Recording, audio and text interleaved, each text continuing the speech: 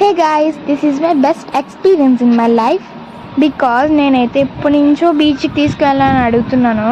First time ఇంక తీసుకువెళ్ళారు వెళ్ళు.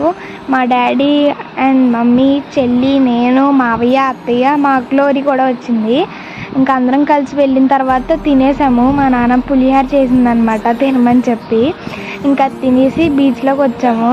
కొంచెంసేపు ఒక 2 hours ఆడుకున్న తర్వాత మా మమ్మీ ఐస్ క్రీమ్ ఇచ్చింది.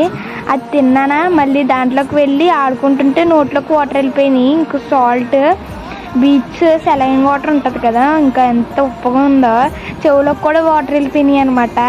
ఇంకా లోపలికి వెళ్ళి మా డాడీ వాళ్ళు నన్ను దాంట్లో ముంచేశారు. నేనేమో అసలు ఊపిరాడలేదనమాట లోపలికి వెళ్తేనే. ఇంకా అలాగే ఈడుకుంటా బయటకు వచ్చాను అనమాట.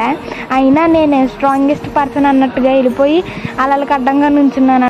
అండ్ లాంగ్ వీడియో కూడా పోస్ట్ చేస్తాను నేను, అండ్ పార్ట్స్లో కూడా పోస్ట్ చేస్తాను.